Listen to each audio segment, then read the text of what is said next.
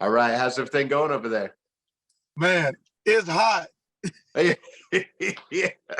no kidding. We were right in the middle of it in Dallas, Texas, of course, and Are it's you in Dallas too? Okay. I'm in Dallas, yeah. Bro, I'm in Prosper, Frisco. Oh yeah. Dude, burning up. All right, let's Oh go. man, it's rough out here, but if we could survive this, we could survive anything, right? Can we? Can Yeah, I don't know. we? Oh man. Well, we are so happy to have you on with us today because Thank you. we just saw this film and man, it'll touch you. It'll make you cry. Didn't get a Yes. warning on that, but it's something, and I think people are gonna love it. And you've been probably getting some really good response so far, right? Yeah, the response was amazing. Even some people were standing up clapping in the premiere. The the movie is heartfelt, but it's not cheesy. The movie also, it shows you the realities of having vices and yet being gifted, Yeah. and then this demand beyond your dreams, because you know, in the character Noah Bryan, um, in the movie God's Country Song, he has this talent of singing country music, and then finds out that he's a dad. So you don't have to give up your dream to be a parent. You don't have to give up your dream because you have responsibilities, but it also means that your dream can't over and supersede the responsibilities that you have. This movie talks about fatherhood, and which it came out on Father's Day weekend, and people are loving this perspective because there's nothing toxic about being masculine. There's nothing Yeah. toxic about being a good husband, about being a good daddy.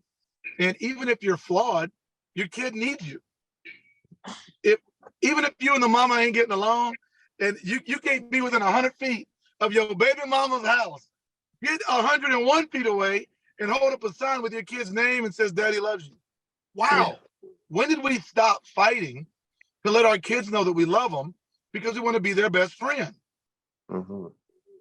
Come on, man. Yeah, I know. There's a lot going on there, and we see a lot of this in Dallas Fort Worth, and we know a lot of people who are going through Yeah, this right now. So I think it might touch them in a special way. It might be the movie they need right now, right? I agree.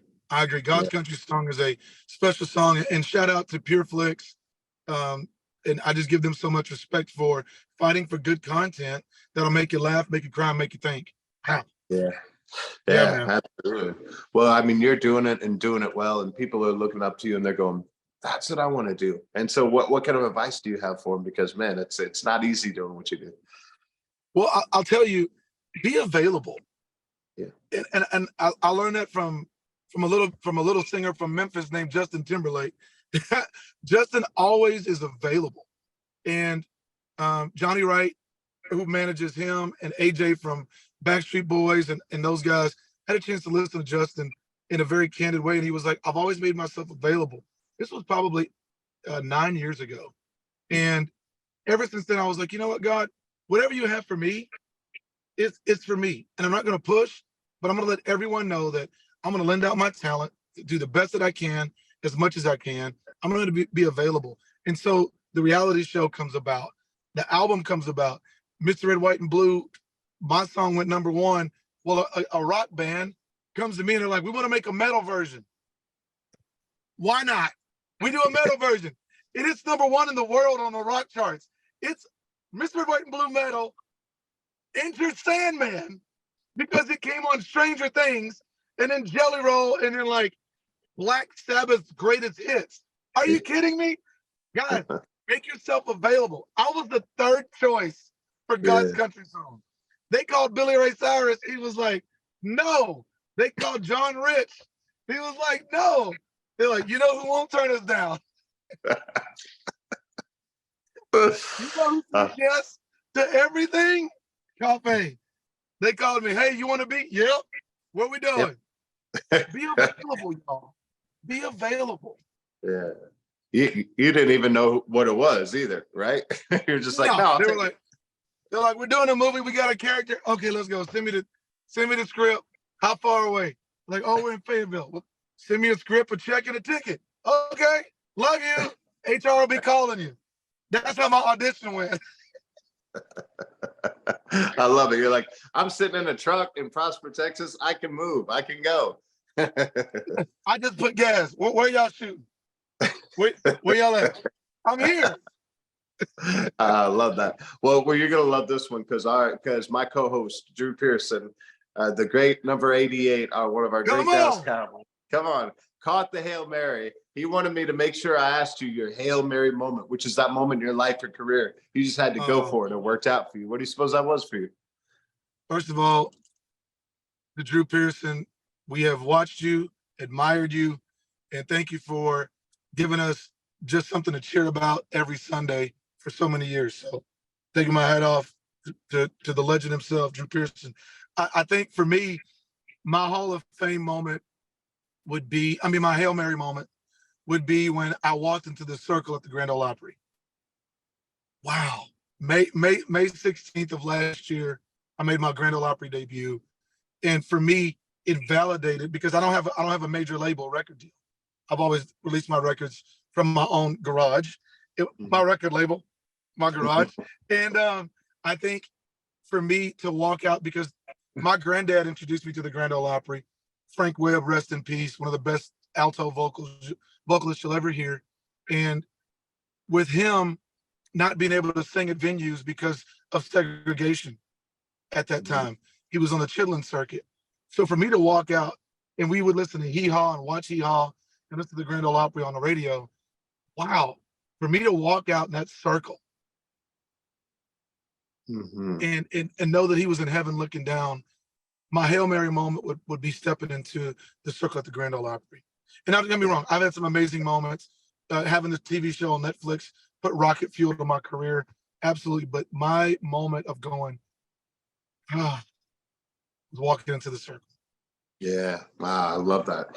And part of that is that success mindset that you have to have, or maybe it's stubbornness. I don't know, but something. And we talk about that on record. Just you have to just keep going and go for it. Is there something that you tell yourself that always keeps you on the right path, even when things are tough? Yeah. Number one, I'm not by myself. I honestly feel like God has blessed me, and I believe that God's with us. Do we hear him all the time? Do we feel him? No. Is he there? Yeah. Number one. And then when I'm walking out on stage, I always go, better sing. You better sing.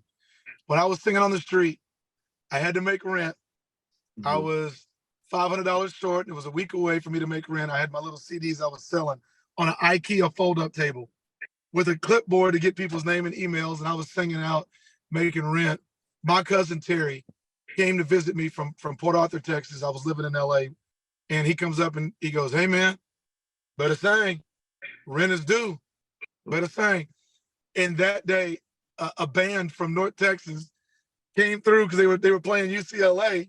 They bought all my music, ended up making like $700 in like 10 minutes, made rent, was able to put gas in the Dodge Ram 1500 at that time.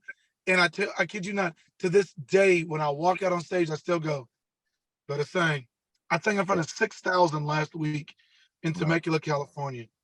And I'm still going, better sing. There's so much to get out of this movie too, and depending on if you're a father, if you're not a father, right. Maybe you're on the other side of it. What was it that you're hoping most of people will get out of this or take away? Mostly, Paul, I want people to know that because something is family-friendly content doesn't mean it's cheesy. Yeah. Because something has a Christian undertone, it doesn't mean that it's not real and fun and good to look at. It's a great movie. It's a great movie. Justin gives the performance of his career, young career, and you got me in it singing, playing, talking. The swag is there, the drip. What we doing? I want people to know that just because something is clean doesn't mean it's bad. Yeah. Doesn't mean that. So this movie is very, very powerful. The acting in it is great. The scenes are beautifully shot. I mean, the cinematography, every scene is gorgeous. From the horseback riding when they're on a date, to him fishing with his dad, even talking in the barn, and then Mariel Hemingway. Can we just give her flowers for being a legend? Being a legend, not having any crazy dramas or scandals. She is a monument. And when she's on set, you're like, oh my gosh, Mariel Hemingway. The name Hemingway. It Yeah. just sounds poetic because it is. People, Mhm. greatness is in this movie. Go watch it today. God's country. So Ah, what are we doing? What are we I love doing? that. So are we going to see you on the big screen again sometime soon? Yes, there's a couple more movies in the works. I'm now reading scripts. I'm not just saying yes to everything. Um, we are putting something together which is going to reflect how our veterans aren't being rehabilitated without drugs. And it talks Mhm. about the narcotics that, oh, you having trouble? Here you go. Take this pill. Take that pill. And there's so many side effects that are hurting the brave. We are the land of the free because of the brave. So we want to shine light on having opportunities to really rehabilitate our combat veterans without narcotics Mhm. because they are highly addictive and it's breaking up families and leading to suicides. So that's one, and it's a Christian perspective on that one too. And then there's a couple other movies, and I may be trying out for a feature film, possibly as a superhero. Oh, So, I love that. man, Yeah. I'm 6'5", 230. I'm a big boy. You know what I'm saying? Put a Yeah. cape on me. Put a cape on me, somebody. I love it. Well, yeah, the military, there's a charity that you're involved with that it's very important to you as well, right? Right. So Live to Give Water. Yeah. You can go to livetogive.com and drinklivetogive.com. Live to Give, we take 50% of every sale of the water and we feed, clothe, and house veterans. Period. We take them on experiences they could never have. We have a box. The Salvation Army bucket Mhm. that the Cowboys jump in whenever they score a Yeah. touchdown. That box is ours. And we brought Green Berets, Gold Star wives, Gold Star mamas to that box where they can be right up close with America's team and celebrate what they've done because that ticket is a very, very expensive ticket. And on a military salary, they could never afford that. Well, Live to Give Water has that box, and we bring combat families to that box so that they can enjoy that experience and they could be there. We have to be our brother and sisters keepers. So yeah, that's a big deal between my heart and Live to Give Water. Oh, I love that. And last thing, are we gonna get some new music from you sometime soon? New album drops September 2nd. Yeah. Drop September 2nd, bro. So Freedom Fest, which is my country music festival, is Yeah. going to be September 2nd in downtown Prosper, Texas, which is 25 minutes north of Dallas. And the album release will be that day. So yeah, Yeah. it's gonna be fun.